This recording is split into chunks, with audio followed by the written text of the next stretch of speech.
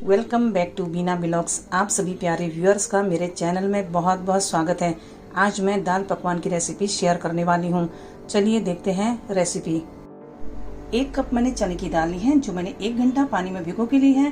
ये मैंने साफ करके धो ली है। ये देखिए दाल अच्छी तरह से फूक गई है। और कुछ मैंने हरा धनिया लिया है। 6 मैंने मीडियम साइज हरी मिर्च ली है, जो मैंने चॉप्ड कर ली है। 8 पंखुड़ियाँ लहसुन की ली है, ये भी मैंने बारीक चॉप्ड कर ली है। 1 टुकड़ा अदरक का लिया है, ये भी चॉप्ड कर लिया है। अदरक, लहसुन और हरी मिर्च। अगर घर में कोई बड़े जन हैं या छोटे बच्चे हैं तो ये इसकी क्वांटिटी आपको कम कर देनी है। ये इस तरह से इतना इसका अगर हम क्वांटिटी डालते हैं तो दाल का जो जैक रहता है वो बहुत ही ज़्यादा मसालेदार हो जाएगा, इसलिए हमें थोड़ा सा इसे कम कर देना है। और 1 टेबलस्पून मैंने ऑलिव ऑयल लिया है। 1 टेबलस्पून मैंने कश्मीरी लाल मिर्च पाउडर लिया है। हाफ टी स्पून मैंने हल्दी ली है। 1 टीस्पून मैंने मिक्स सब्जी मसाला लिया है। 1 टीस्पून साबुत जीरा, हाफ टी स्पून राई, चुटकी भर काली मिर्च और लौंग का पाउडर, 1 टीस्पून हींग। हींग जो रहता है दाल में बहुत अच्छा टेस्ट लाता है। एक तो हींग की खुशबू बहुत अच्छी आती है और इससे दाल बहुत टेस्टी बन जाती है। और टेस्ट के लिए मैंने 1 टीस्पून चाट मसाला लिया है। हाफ टी स्पून मैंने लाल मिर्च पाउडर लिया है। 4 बड़े टमाटो मैंने चॉप्ड कर लिए हैं। सबसे पहले हम दाल को बॉईल करने रख देते हैं। दाल बॉईल करने के लिए हमें कुकर लेना है। कुकर में हम जो ये दाल जो भिगो के रखी है इसे हम डाल देंगे।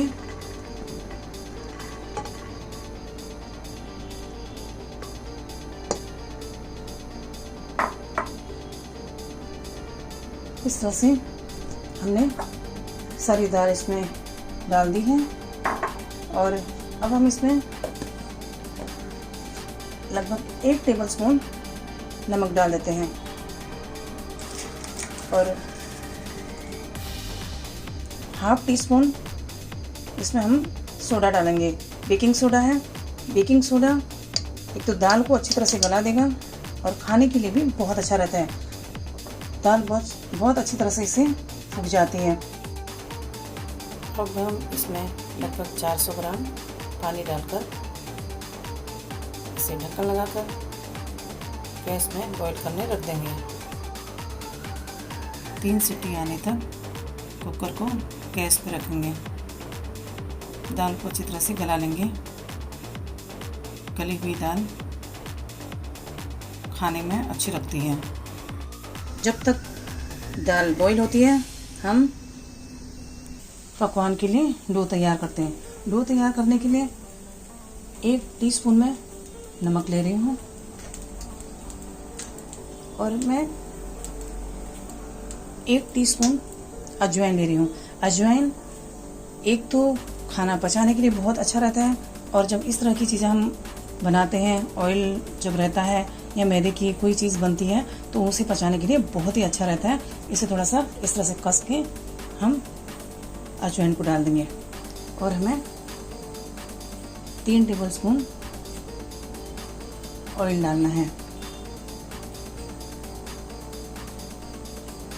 ऑयल ज़्यादा भी नहीं डालना है। अगर ज़्यादा रहता है, अगर मोयन इसका ख़राब होगा, ज़्यादा ऑयल डाल देंगे तो फिर जब हम पकवान को तलेंगे ना उस टाइम में तो टूट जाएगा, या फिर अगर कम मोयन रहेगा तो फिर सख्त बन जाएगा पकवान, तो खाने में उस तरह का टेस्ट नहीं रहेगा।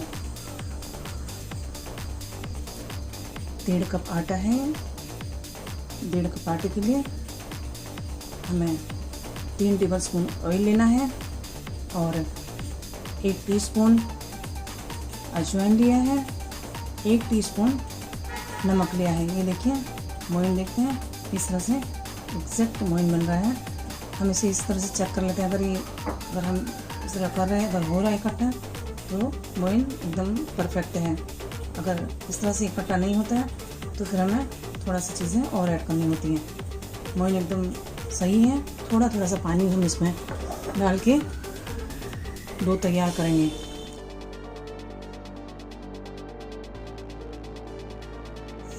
ये देखिए बहुत अच्छा डो रेडी है। अब हम इसे साइड रख लेते हैं। और दाल भी हमारी बॉईल हो गई है। और गैस में एक पैन रखना है। पैन को गर्म कर लेते हैं। पैन में मैंने ऑयल डाल दिया। ऑयल जब तक गर्म होता है, जो हमने डो तैयार किया है इसको थोड़ा सा इस तरह से वापस से हम थोड़ा मसल के और इसकी अच्छे से लोई बना लेंगे। रोटी के लिए जितना हम लेते हैं उतना ही हमें लेना है।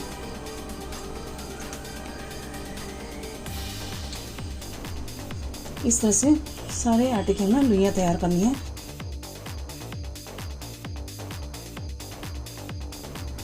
इसमें हम थोड़ा सा ऑयल लगा लेंगे और इसे हाथों से ऐसे प्रेस कर लेना है और इसे हम अच्छी तरह से स्ट्रेच कर लेते हैं।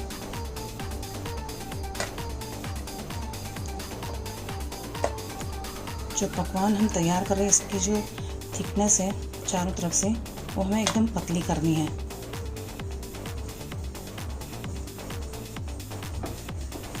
इस तरह से अच्छी तरह से चारों तरफ बेलन घुमा के हमें इसे पतला कर लेना है।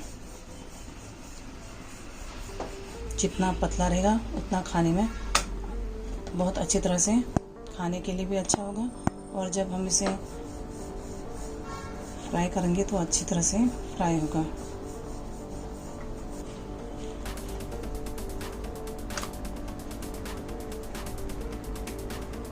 इसे हम फोक कर लेंगे।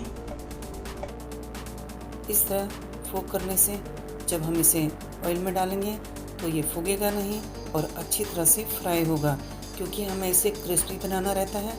इसलिए हमें इस तरह से फोक करना है ताकि कोई भी हिस्सा फूगे नहीं, क्योंकि फूगा हुआ हिस्सा ठंडा होने के बाद निकल जाता है और वो बहुत ख़राब लगता है। पलटी कर लेंगे इसे। दूसरे साइड पे भी हम इसी तरह से फोक करेंगे।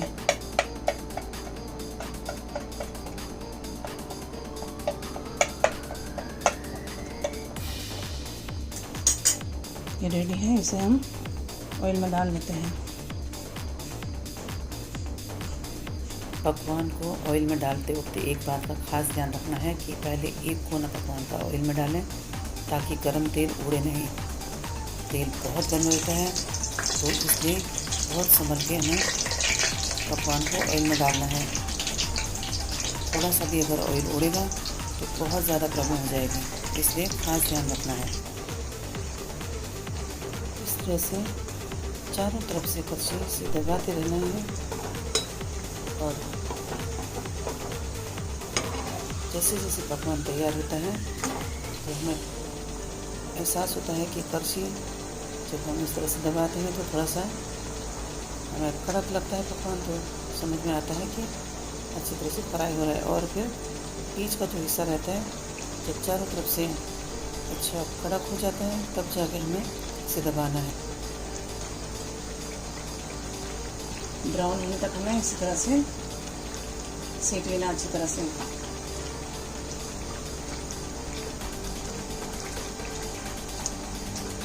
करछी को हम इस तरह से घुमा के चारों तरफ से इसे दबा लेंगे ताकि अच्छी तरह से पकवान सीख जाए और अच्छा क्रिस्पी तैयार हो। ये देखिए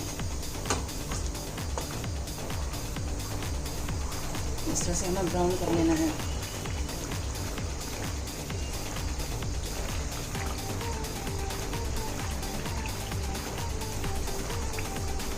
हमें थोड़ा दबा के ही रखना होता है, अदरवाइज ये अच्छे से सीखेगा नहीं। इस तरह हमें सेक लेना है।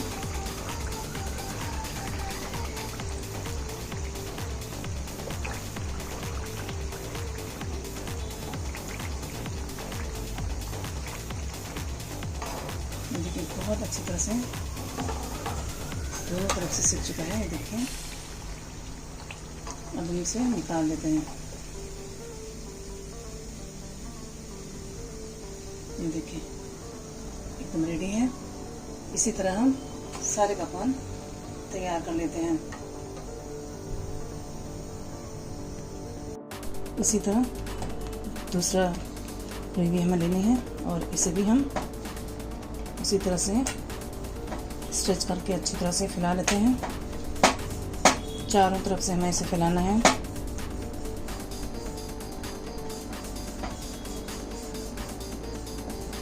इस तरह से चकले को हमें एक जगह रख के अच्छी तरह से बेल लेना है ताकि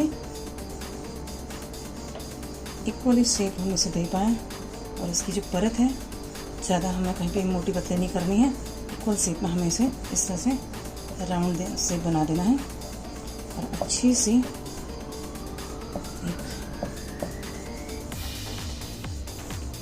पकवान हमें तैयार करना है। देखिए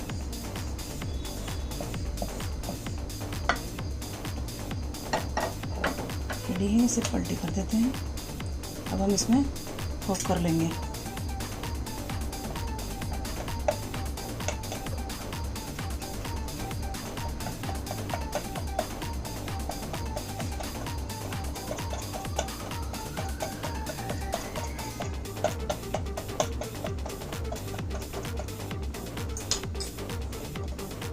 इसे पलटा के वापस से इस साइड पे भी हमें उसी तरह से कुक कर लेना है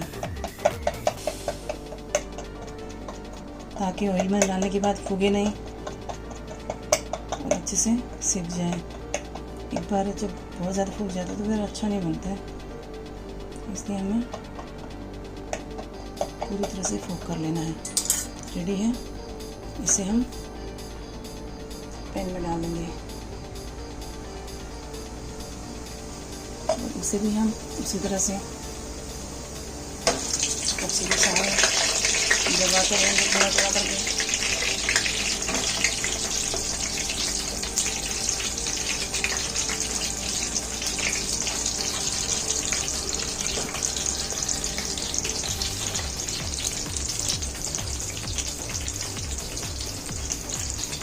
घुमाते रहना है जब तक इसकी जो साइड है इसकी चारों तरफ राउंड में हमें ऐसा थोड़ा सा खट्टा नहीं लगता, ऐसा लगता है कि कड़क कड़क लगेगा। हमें लगेगा कि साइड पे एक साइड से अच्छी तरह से फ्राई हो गया है। इसके बाद ही हमें इसे पलटी करना है, बीच बीच में इस तरह से दबाते रहना है। ध्यान रखना है ऑयल कहीं हम पे उड़े नहीं, इसके लिए थोड़ा सा संभाल के करना है। कभी कभार ऐसा होता है कि एकदम से बीच में से ऑयल उड़ता है और फेस उसमें चले जाए तो और प्रॉब्लम होती है, तो इसके लिए थोड़ा सा ध्यान रखना है। साइड से पहले दबाएं उसे अच्छी तरह से।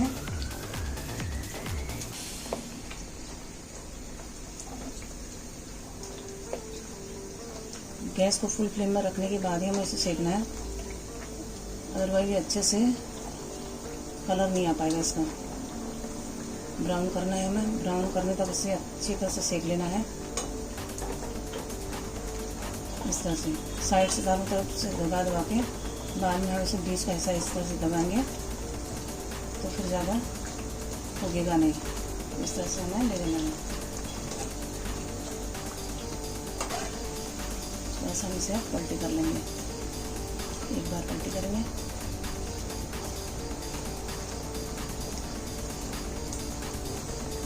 इसी तरह से सारे पकवान हमें तैयार करने हैं। ये देखिए कितने अच्छी तरह इसका कलर आ रहा है। इसी तरह हमें इसे एक बार ऑयल में डालने के बाद छोड़ना नहीं है, इस तरह से दबाते रहेंगे तो अच्छी तरह से सीखेगा। ये पैन गर्म रहता है और उसके बाद ऑयल में हम गर्म ऑयल में डालते हैं तो उसको ध्यान देना रहता है और अच्छी तरह से इसे सीखना हमें इस तरह से।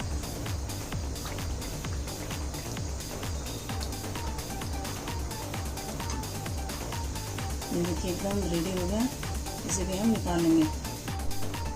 ये देखिए एकदम रेडी है, कितने अच्छी तरह से तैयार हो गया। इसे भी हम निकाल लेते हैं।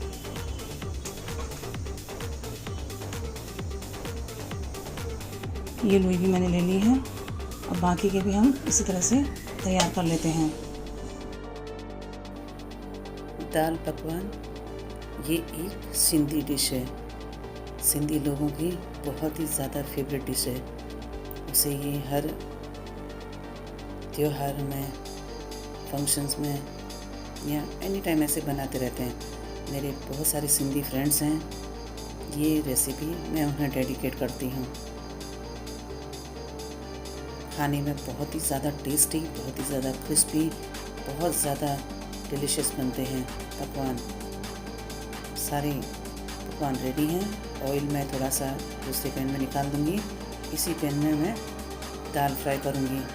दाल देखिए बहुत अच्छी तरह गल गई है। और अब हम इसमें सारे जो हमने मसाले चॉप करके रखे हैं उसे हम फ्राई कर लेते हैं।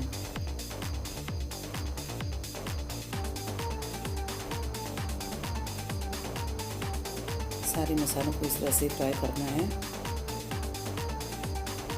इस तरह से फ्राई करके मसाला डालने से बहुत ही ज़्यादा टेस्टी बन जाते हैं।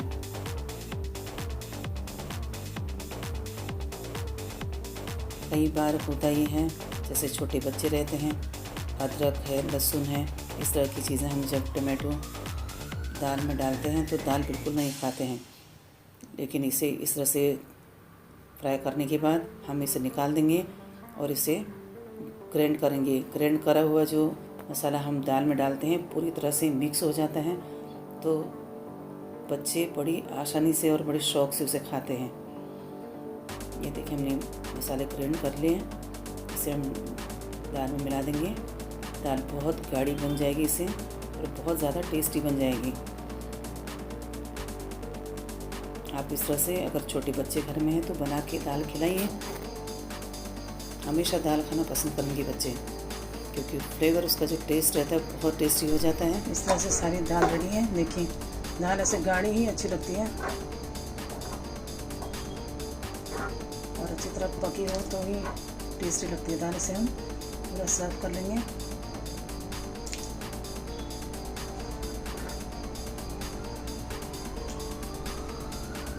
सारी दाल को इसी तरह से सर्व। ये देखिए इस तरह से दाल पकवान रेडी है।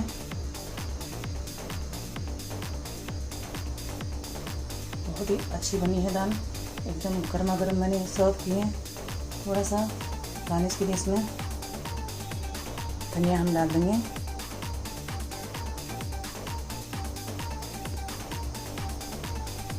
परफेक्ट कम्बो तैयार है।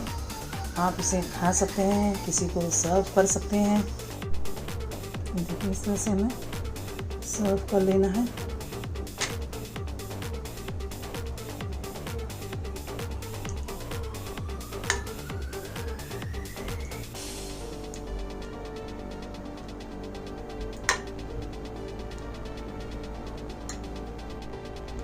इस तरह से परफेक्ट दाल पकवान रेसिपी रेडी है।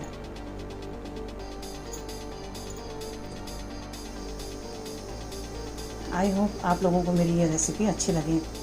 आपको मेरी रेसिपी कैसी लगी, अपना फीडबैक अपने कमेंट के ज़रिए मुझे ज़रूर दीजिए। मेरा पूरा वीडियो वॉच करने के लिए आप सभी प्यारे व्यूअर्स का तहे दिल से बहुत बहुत शुक्रिया, बहुत बहुत धन्यवाद। मिलते हैं फिर एक नई अपलोड के साथ में। तब तक के लिए आप लोग अपना बहुत ख्याल रखिए। मैं आपको इसे तोड़ के दिखा देती हूँ।